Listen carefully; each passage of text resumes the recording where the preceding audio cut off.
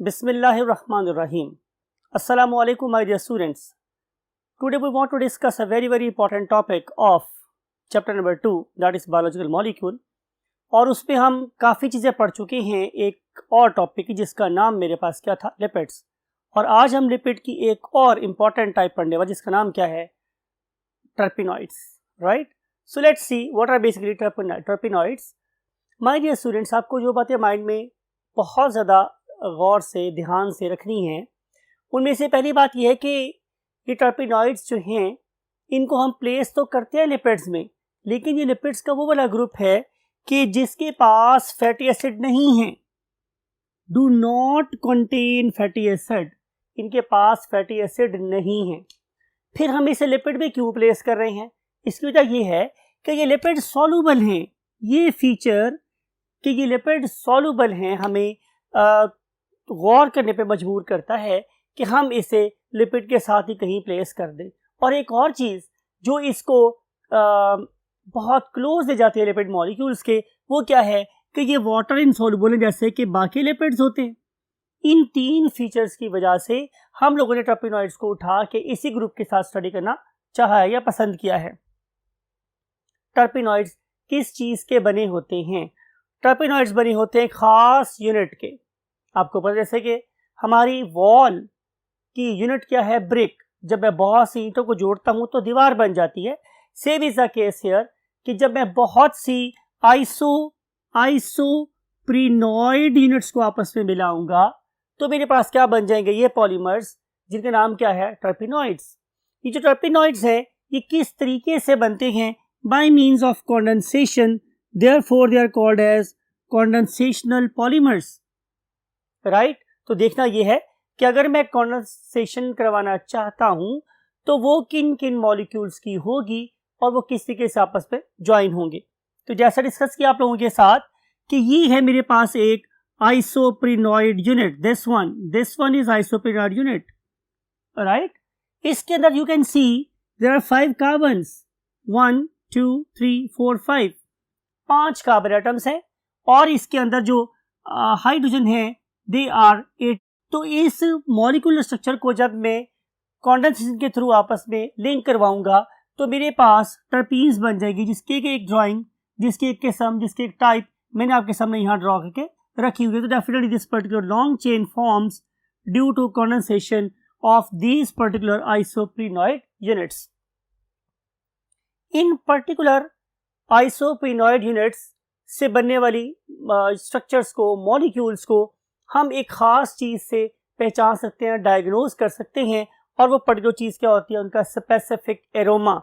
Aroma का मतलब होता है स्मेल या खुशबू. यानी कि अगर आप लोग लौंग, क्लोव्स, जिंजर मीन्स अदरक की बात कर रहे हैं, यूकलिप्टस सफ़ेदे का पौधा में से बोलते हैं, अगर आप इनको देखें तो आप लोगों को स्मेल मिलेगी. ये पर्टिकुलर स्मेल, ये particular aroma due to definitely these terpenoids. फिर इसके अलावा जो आपके सराउंडिंग में बहुत कॉमन टर्पिनॉइड्स प्रेजेंट हैं, उनमें से एक बड़ा मशहूर मेंथोल है. ये आपको पता है, जितने भी आप लोजेंजेस खाते हो जो आप लोगों के गले को राहत बख्शते हैं, जो उनको ठंडक का एहसास देते हैं, उनमें बेसिकली मेंथोल होता है. फिर कैम्फर, ये एक यू कैन से सब्सटेंस है जो आमतौर पे हमारी विक्स वगैरह में डाला जाता है. ये बड़ा कॉमन यू कैन सब्सटेंस है और इसे आम जबान में हम काफूर भी कहते हैं. ठीक. कैनाबिस को हम आम जबान में भंग कहते हैं. तो भंग की जो एरोमा है, जो स्मेल है, it is due to these particular substances known as terpenoids. फिर गिंको बाइलोबा, इसकी भी खास एरोमा है, इसकी खास एक स्मेल है. और गिंको बाइलोबा आपको पता है कैसा सब्सटेंस है जिसे कि हम आजकल यूज कर रहे हैं अनऑथराइज्ड वे में. वो ये है कि ये मेमोरी को एनहांस करने में इस्तेमाल होता है, शायद ये ज़हनी सलाहियतों को बढ़ाने में इस्तेमाल होता है.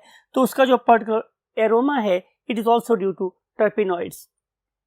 इसके अलावा जो इसकी दूसरी टाइप होती है उन्हें हम लोग क्या कहते हैं, carotenes. Carotenes normally colours assign करती हैं मॉलिक्यूल्स स्ट्रक्चर्स को. जैसे कि आप सनफ्लावर के येलो कलर की बात करें तो सनफ्लावर का yellow colour it is due to carotenoids. Similarly जो हमारे पास रेड कलर होता है टोमेटोज में, it is also due to carotenoids. ठीक है. तो इसीलिए हम लोग कहते हैं कि इसकी दो बड़ी बड़ी एग्जाम्पल्स हैं, that is one of them is rubber and other one is carotene. ये नॉर्मली मॉलिक्यूल्स हैं और ये नॉर्मली स्ट्रक्चर बनाने में इस्तेमाल होते हैं। तो दुनिया में जितने भी लेटेक्सेस हैं, लेटेक्सेस मीन्स रबर्स की जो प्रिकर्सर्स हैं वो किसके बने होते हैं? टर्पेनॉइड्स के बने होते हैं। याद रखने वाली बात यह है कि ये वाला टॉपिक आपकी बुक में बाद में डिस्कस्ड है और जो स्टीरॉइड्स है वो पहले डिस्कस्ड है, लेकिन मैंने इस छोटे टॉपिक को पहले पढ़ाया है और अब हम लंबे टॉपिक में स्टीरॉइड को पढ़ने जा रहे हैं और इस पर्पस के लिए we have to go to the next part of the board. Yes my dear students, अब हम डिस्कस करने वाले हैं स्टीरॉइड्स को। तो स्टीरॉइड्स क्या होते हैं? आमतौर पे हम जब भी इन मॉलिक्यूल को जिन में लाते हैं तो हम किसी बहुत हाई एनर्जी मॉलिक्यूल की बात करेंगे। कोई ऐसा मॉलिक्यूल जो किसी बायोकेमिकल रिएक्शन को बहुत ज़्यादा स्पीड अप कर देगा, may be more speedy than the very well known molecules, hormones. अगर आपने किसी स्टीरॉइड को कैरेक्टराइज करना हो, पहचानना हो, तो आप कैसे पहचानेंगे? अगेन वही फीचर जो मैंने पहले पर टॉपिक में पढ़े थे कि इनके पास भी फैटी एसिड नहीं होते, लेकिन ये भी लिपिड सॉल्युबल हैं और ये भी वाटर में इनसॉल्युबल हैं। इसका मतलब ये होगा कि अगर आप कभी स्टीरॉइड खाएंगे तो आप लोगों को lipids as a vehicle use करना पड़ेंगे बिकॉज के लिपिड सॉल्युबल मॉलिक्यूल्स हैं। हमारे पास इसकी बहुत सारी एग्जांपल्स हैं जो हम आइंदा डिस्कस भी करेंगे, लेकिन फिलहाल हम एग्जांपल में सिर्फ और सिर्फ एक ही चीज डिस्कस करने वाले हैं, that is called as a cholesterol. हमने इसको यहाँ पे इसलिए रखा हुआ माय डियर स्टूडेंट्स बिकॉज के कोलेस्ट्रॉल ये किसी भी यूकैरियोटिक सेल मेम्ब्रेन का एक इंटेग्रल पार्ट है और इस पर्टिकुलर मॉलिक्यूल मीन्स कोलेस्ट्रॉल का सबसे बड़ा फायदा ये होता है कि इसकी वजह से जो मेम्ब्रेन है वो अपनी फ्लूइडिटी को मेंटेन रखती है, और रप्चर नहीं होती। मेंटेन रखने से मुराद है कि वो रप्चर नहीं होती।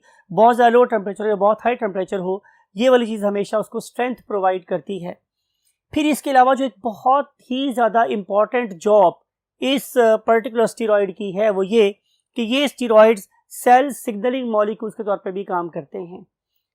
हर सेल को दूसरे सेल से कोई ना कोई कम्युनिकेशन करनी होती है, तो कम्युनिकेशन करने के लिए one of the very best molecule that can move very rapidly, that can cross the barriers very easily, that is nothing other than the steroids. तो इस लिहाज से स्टीरॉइड्स के दो फंक्शन हुए, नंबर एक के ये सेल मेम्ब्रेन का इंटीग्रल पार्ट हैं और नंबर टू ये सेल सिग्नल मॉलिक्यूल के तौर पे काम करते हैं। आपकी बुक में डिटेल नहीं है, लेकिन मैं आपको थोड़ी सी बातें बताना चाह रहा हूँ ताकि आपको पता चले कि ये कितना डाइवर्स मॉलिक्यूल है और आप सिर्फ यही ना समझे कि इसका ताल्लुक सिर्फ और सिर्फ किसी एनर्जी प्रोवाइडिंग रिलेशन के साथ है। ये कहाँ कहाँ पाए जा सकते हैं? Steroids can be found in fungi, animals and plants.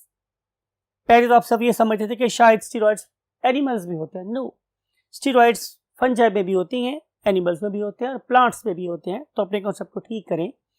अब हम बात करेंगे सिर्फ और सिर्फ एक फंगस और फंगल स्टीरॉइड की जिसका नाम है ergosterol. It is used to treat fungal infections. आगे चलते हैं हम लोग सीधा सीधा एनिमल स्टीरॉइड की तरफ, जो कि हमारा मेन टॉपिक है। एनिमल स्टीरॉइड्स की बहुत सी कैटेगरीज है, उसमें से पहली कैटेगरी है एनाबॉलिक स्टीरॉइड। एनाबॉलिक स्टीरॉइड नाम इंडिकेट कर रहा है कि ये एनाबोलिज्म करवाएगा। Whenever we use the term anabolism, it means we are talking about some constructive reactions और कंस्ट्रक्शन होगी। हम छोटे मॉलिक्यूल को जोड़ के कोई बड़े बड़े मॉलिक्यूल्स बनाएंगे तो नाम क्या होगा? जाहिर है एनाबॉलिक स्टीरॉइड्स। एनाबॉलिक स्टीरॉइड्स की सबसे बड़ी खूबी क्या होती है? They always work with androgens. Androgens क्या होते हैं, कहाँ इस्तेमाल होते हैं, बाद में पढ़ेंगे, लेकिन बात समझने की ये है कि अगर आप एनाबॉलिक स्टीरॉइड इस्तेमाल करना चाहती हैं तो फिर आप लोगों को साथ साथ अपनी एंड्रोजन थेरेपी भी करनी पड़ेगी, राइट? इसका फायदा क्या होगा? इसका फायदा ये होगा कि आपके मसल का मैस बढ़ेगा और आपको पता है कि अगर आपके मसल का मैस बढ़ेगा तो आप में एनर्जी और पावर ज्यादा आएगी। तो बहुत से जो रेसलर्स और एथलीट्स हैं वो पर्टिकुलर इन्हीं एनाबॉलिक स्टीरॉइड्स को इस्तेमाल करते हैं। लेकिन इंपॉर्टेंट बात यह है कि इस पर्टिकुलर एनाबॉलिक स्टीरॉइड को अगर आप इस्तेमाल करते हैं तो आपके साथ बहुत ही वैल्यूएबल क्या होने चाहिए? फिजिशियंस होने चाहिए, बहुत ही वैल्यूएबल बायोकेमिस्ट्स होने चाहिए, न्यूट्रिशनिस्ट होने चाहिए, जिनको पता हो कि कौन से मॉलिक्यूल का मेरी बॉडी के ऊपर क्या इफेक्ट है और उस पर्टिकुलर पॉजिटिव इफेक्ट को एनहांस कैसे कर सकते हैं और नेगेटिव इफेक्ट को न्यूट्रलाइज कैसे कर सकते हैं। ब्लाइंडली किसी भी किस्म के स्टीरॉइड को इस्तेमाल नहीं करना चाहिए। जैसे मैंने बोला कि इन पर्टिकुलर स्टीरॉइड का इफेक्ट आप लोगों की बॉडी में खास तौर पे दो चीज़ों को होगा। नंबर वन, आप लोगों का लिवर। ये आपको पता है कि जो लिवर है ये एक फिल्टर है आपकी बॉडी का, और अगर आप लोग प्रॉपर स्टेरॉइड इस्तेमाल नहीं करेंगे तो आपके लिवर की तबाही हो सकती है। फिर सेकंड फिल्टर जो आप लोगों की बॉडी का है that is called as a kidney. और अगर आप लोग अब इसको भी सही इस्तेमाल नहीं करेंगे तो ये बड़े बड़े मैक्रो मॉलिक्यूल्स आपके उस फिल्टर की जो यू कैन से जालियों को, जिन्हें ग्लोमेरुलाई कहते हैं, डिस्टर्ब कर सकते हैं, या प्रॉक्सिमल कन्वोल्यूशन पार्ट जहाँ पे यूजफुल चीज़ों को रीअब्सॉर्ब बना था वो भी डिस्टर्ब हो सकती हैं, तो जिसकी वजह से आपको अच्छा खासा नुकसान हो सकता है। तो जब भी कोई चीज़ इस्तेमाल करें, try to have assistance of professionals.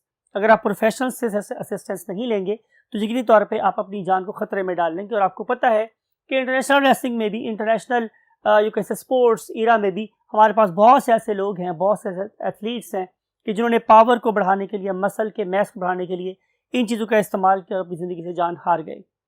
तो इनका इस्तेमाल बहुत ही ज़्यादा एक्सपर्ट हाथों या एक्सपर्ट माइंड्स की प्रेजेंस में करना चाहिए, otherwise these molecules can be life threatening. फिर इसके अलावा ये हमारी बोन स्ट्रेंथ को भी इंक्रीज करते हैं। तो आपको पता ही है कि हमारी बोन अगर ज़्यादा स्ट्रांग हो जाए या उसके अंदर ज़्यादा कैल्सिफिकेशन हो जाए तो उसका भी नुकसान हो सकता है। सिमिलरली अगर आप ये चीज़ें इस्तेमाल कर रहे हैं तो साथ एक और इम्पॉर्टेंट स्टेरॉइड जिसका नाम विटामिन डी है, ये भी यू कैन से इस्तेमाल करनी चाहिए, बिकॉज कि जो विटामिन डी है ये इसेंशियल होती है to put you can say some calcium present in the bone. तो अगर आपके पास विटामिन डी नहीं है और आप सिर्फ कैल्शियम एडमिनिस्टर कर रहे हैं तो भी बोन की स्ट्रेंथ नहीं होगी। इसलिए मैं आपसे बोल रहा हूँ कि किसी भी चीज़ को इस्तेमाल करने के लिए लॉजिकल और यूजफुल माइंड्स की प्रेजेंस बहुत ज़रूरी है। अगर ये दोनों चीज़ें साथ साथ इस्तेमाल होंगी तो ज़्यादा फ़ायदा होगा। अगर आप सिर्फ इसको इस्तेमाल करेंगे और इसको इस्तेमाल नहीं करेंगे तो नुकसान हो सकता है। अगर आप इसको इस्तेमाल कर रहे हैं और इनको इस्तेमाल नहीं करें तो भी नुकसान हो रहा है, और अगर आप इसको इस्तेमाल कर रहे हैं और साथ कैल्शियम इस्तेमाल नहीं करें तो भी नुकसान हो रहा है। तो ये सारी चीज़ें आपस में इंटीग्रेटेड हैं। इसकी डोज बड़ी इंपॉर्टेंट है। अगर आप ओवर डोजिंग करेंगे तो ये बहुत तेज़ी से आप लोगों के हार्ट को, आप लोगों के ब्रेन एक्टिविटीज़ को और आपकी ग्रीनल और हेपेटिक एक्टिविटीज़ को डिस्टर्ब कर सकती है। लिहाजा इन चीज़ों को बहुत सेंसिटिवली यूज़ करना चाहिए। फिर एक और स्टेरॉइड जो I want to you can say add into your knowledge, जो आपकी बुक का डेफिनेटली पार्ट नहीं है, वो है न्यूरोस्टेरॉइड्स। ये एक नई एक अप्रोच है, नई एक सोच है। और ये जो बेस्ट एग्जांपल इसके DHEA है। आप किसी भी अगर फूड सप्लीमेंट को ख़रीदते हैं तो आमतौर पे आपको वहाँ पे ये DHEA सप्लीमेंट नज़र आता है। ये बेसिकली एक न्यूरोस्टेरॉइड है that is produced by the brain. और ये बेसिकली अगेन वही बात है, एंड्रोजन के साथ मिलकर काम कर रहा होता है, एनाबॉलिक स्टेरॉइड के साथ मिलकर काम कर रहा होता है। और ये आमतौर पे जब हम यूथ में जा रहे होते हैं तो इनकी कॉन्सेंट्रेशन ब्रेन में बहुत बढ़ जाती है, तो जिसकी वजह से हमारे एक्ने बहुत ज़्यादा डेवलप होते हैं यूथ एज में। तो इन तमाम चीज़ों को मैं हमेशा बोलता हूँ कि आप अगर यूज़ करना चाहते हैं तो इसके लिए बहुत ही एक्सपर्ट माइंड्स और बहुत ही एक्सपर्ट डॉक्टर्स की असिस्टेंस आप लोगों को लेनी चाहिए और फिर इन चीज़ों को यूज़ करना चाहिए। ब्लाइंडली किसी भी चीज़ को इस्तेमाल नहीं करना चाहिए, बिकॉज बहुत ज़्यादा ज़िंदगी से थोड़ी ज़िंदगी मगर सुथरी ज़िंदगी भी बहुत ज़्यादा काम की चीज़ है। तो अपनी ज़िंदगी को सुसाइडल साइड पर मत लेके जाएं बाय यूजिंग सम OTC। जब हम यूज़ करते हैं OTC, इसका मतलब होता है over the counter selling medicine. Some time over the counter selling medicine, खैर पाकिस्तान में तो वैसे ही कोई नहीं, आप जो चीज़ मर्जी खरीद सकते हैं, लेकिन OTC भी बाद अगर इंसान की जान ले सकते हैं। अपनी जानों से मत खेलें और इन पर्टिकुलर स्टीरॉइड्स को बहुत लॉजिकली और ज़रूरत के तहत ही सिर्फ इस्तेमाल किया जाए। अदरवाइज़ आपकी बॉडी के अंदर जो जिस पर्टिकुलर चीज़ की ज़रूरत है वो नेचर आमतौर पे ऑप्टिमम अमाउंट में आपकी बॉडी से खुद प्रोड्यूस करवा रही है, तो परेशान होने की ज़रूरत बिल्कुल नहीं है। इसके अलावा कौन कौन से स्टेरॉइड हमारी बॉडी में होते हैं, क्या क्या काम करते हैं, we have to go to the next part of the board. Yes, my dear students, now we want to discuss the next type of steroids that is called the sex steroids or sex hormones. ये जो sex steroids हैं या hormones हैं ये दो किस्मों के होते हैं ज़ाहिर है, एक मेल के और एक फीमेल के। जो मेल के सेक्स स्टेरॉइड्स हैं उन्हें हम लोग क्या नाम देते हैं, एंड्रोजेंस का, और जो फीमेल सेक्स हार्मोन्स या स्टेरॉइड्स हैं उन्हें हम नाम देते हैं फीमेल हार्मोन्स का। Right, you know very well कि हमारे पास in case of males there are the sex organs known as the testis, और जो टेस्टीज हैं they are going to manufacture a hormone that is called as testosterone. और जो testosterone है ये हमारे प्राइमरी सेक्स कैरेक्टर को और हमारे सेकेंडरी सेक्स कैरेक्टर्स दोनों को क्या करते हैं, इंश्योर करते हैं। प्राइमरी सेक्स कैरेक्टर्स आपको पता है डेवलपमेंट ऑफ टेस्टिस होती है। जब हम अपनी ग्रेट मदर की वॉर्म में थे तो इसी पर्टिकुलर हार्मोन ने ही हमारी जो राहें हैं वो एक बॉय की डेवलपमेंट पे स्टार्ट करवाई, फिर उसके पीछे जो जीन आपको पता है वो हमारे एक्स क्रोमोसोम, हमारे वाई क्रोमोसोम पे प्रेजेंट SRY जीन था। In case of females, there are two hormones. One of them is called as estrogen, and the other one is called as a progesterone. और ये भी हमारे female sex character और फिर development of the girl उसमें role उसने play किया, और फिर उसके बाद सेकेंडरी सेक्स करेक्टर जो था उनके अंदर भी उन्होंने रोल प्ले किया, और इन हार्मोन्स ने मेल में और इन हार्मोन्स में फीमेल में काम करके सेक्सुअल डिफरेंसेस क्रिएट करवाए between the boys and the girls. तो इस तरीके से डिफरेंसेस जिसे हम बोलते हैं सेक्सुअल डाइमॉर्फिज्म, यानी कि सेक्सेस की बेस पे दो डिफरेंट मॉर्फोलॉजीज का रखना या होना, ये भी सिर्फ और सिर्फ स्टेरॉइड्स की बढ़ोने मिन्नत होता है। फिर हम चलते हैं बड़े ही ज़्यादा इम्पॉर्टेंट स्टेरॉइड की तरफ, that is called as a glucocorticoids. ये वाले हार्मोन एड्रिनल कॉर्टेक्स पर प्रोड्यूस होते हैं, देयरफॉर कॉर्टिकॉइड्स कहलाते हैं। ग्लूकोकॉर्टिकॉइड्स नेम इंडिकेट कर रहा है कि इसका ताल्लुक ही तौर से हमारे मेटाबॉलिज्म के साथ है, तो बिल्कुल ये हमारे रेगुलेट करते हैं मेटाबॉलिज्म को। बहुत दफ़ा बहुत ज़्यादा जब हमारा ब्लड लॉस हो जाता है या वाटर लॉस हो जाता है, या during the time of delivery जब बहुत ज़्यादा ब्लड लॉस हो जाता है, तो उस टाइम पे जो पेशेंट्स होते हैं उनका मतलब मेटाबॉलिक रेट बहुत ज़्यादा स्लो हो जाता है और बाद में लाइफ थ्रेटनिंग हद तक भी स्लो हो जाता है। तो जो चीज़ लाइफ को बचा सकती है वो ये ग्लूकोकॉर्टिकॉइड्स होते हैं जो लाइफ क्या कर सकते हैं, बचा सकते हैं। फिर इसके अलावा इसका एक और बहुत इंपॉर्टेंट रोल ये होता है कि ये इम्यूनोसप्रेसेंट होता है। इसका क्या मतलब है कि आपकी बॉडी बिला वजह ही इम्यून रिस्पॉन्स शुरू करती फिरे, without a reason reaction start हो जाए, ऑटो इम्यूनिटी स्टार्ट हो जाए, आपके बॉडी की जो सेल्स है वो अपने ही सेल्स को खाना शुरू कर दें, तो उस चीज़ को अवॉइड करने के लिए बॉडी क्या करती है, खुद ब खुद क्या प्रोड्यूस करती रहती है, ग्लूकोकॉर्टिकॉइड्स। और ग्लूकोकॉर्टिकॉइड्स का फ़ायदा क्या होता है कि मेरी बॉडी फजूल किस्म के इम्यून रिएक्शन से बाज रहती है। फिर इसके अलावा हम इनको यूज़ कर सकते हैं कि जब मैंने कभी क्या की हो, टिश्यू ट्रांसप्लांटेशन की हो, किसी भी ऑर्गन को बॉडी में ट्रांसप्लांट किया हो, तो उस टाइम पे अगर मेरे पास कोई इम्यून रिएक्शन स्टार्ट हो रहा हो, मुझे उसके आसार नजर आए, तो मैं उसको सप्रेस करने के लिए भी ग्लूकोकॉर्टिकॉइड्स की थेरेपी कर सकता हूँ।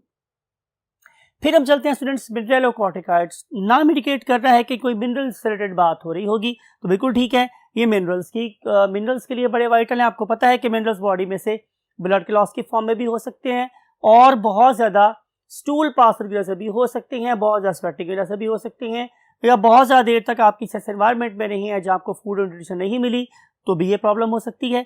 तो उस वाले केस में जो सबसे ज़्यादा खतरे वाली बात होती है वो क्या होती है कि ब्लड प्रेशर ड्रॉप हो सकता है, हाइपोवोलेमिक शॉक पे पेशेंट जा सकता है। तो जब कभी ऐसी चीज़ हमारे पास आए तो हम उसकी थेरेपी डेफिनेटली इन्हीं मिनरलोकॉर्टिकॉइड के साथ करते हैं। इनका फ़ायदा क्या होता है कि ये मेंटेन करेंगे हमारे बीपी को, जो बीपी बहुत तेज़ी से फॉल हो रहा होता है इसको रीगेन करने में हेल्प कर रहा होता है। ये मेरे ब्लड के वॉल्यूम को मेंटेन करवा रहा होता है, ये खाम खा के वाटर लॉस को मिनिमाइज करवाता है। फिर इसके अलावा अगर इलेक्ट्रोलाइट बॉडी में से ज़ाया हो रहे हों किसी भी वे में, और वो इलेक्ट्रोलाइट इतने कम हो गए हो कि लाइफ थ्रेटनिंग कंडीशन तक जा चुकी हो, तो भी हम उसकी क्या करेंगे, हम मिनरलोकॉर्टिकॉइड थेरेपी करेंगे, तो ऑर्गेनिज्म की लाइफ बच सकती है। तो आप देख सकते हैं कि स्टेरॉइड सिर्फ और सिर्फ जान लेने वाले नहीं हैं, बल्कि ज़िंदगी देने वाले भी हैं। सिर्फ और सिर्फ बात वही है कि आप इन मॉलिक्यूल्स को किन हैंड से हैंडल करते हैं, राइट। तो जितने आपके पास एक्सपर्ट हैंड होंगे, जितने आप लोगों के पास एक्सपर्ट ब्रेन्स होंगे, उतनी ही आप लोगों के जानों के साथ कम खेला जाएगा, और आप अपनी ज़िंदगी क्या कर सकते हैं, बचा सकते हैं, और अपनी ज़िंदगी के जो पॉजिटिव्स उन्हें इकट्ठा कर सकते हैं, और ज़्यादा बिगर मैसेज ऑफ मसल्स गेन कर सकते हैं, और यू कैन से कि ज़िंदगी से हाथ भी नहीं धोएंगे। आखिरी चीज़ जो मैंने डिस्कस करनी है स्टूडेंट्स, वो है मेरे पास प्लांट स्टेरॉइड्स। इनकी 3 कैटेगरीज हैं, उन्हें हम लोग एल्केलॉइड्स, कार्डियक ग्लूकोसाइड्स और फाइटोस्टेरोल्स का नाम देते हैं। ये सिर्फ एग्जांपल्स ही काफ़ी हैं, और इन 3 एग्जांपल्स के साथ ही इस दुआ के साथ कि आप इस पर्टिकुलर नॉलेज को, हमेशा बोलता हूँ क्या भला, कि इंसानियत के फ़ायदे के लिए इस्तेमाल कर सकें, आप लोगों की ज़िंदगी की क्वालिटी बेहतर बना सकते हो, आप लोगों से ज़िंदगियाँ छीनने वाले ना हों, बल्कि ज़िंदगियाँ देने वाले हों। आई वॉन्ट टू से यू अल्लाह हाफ़िज़।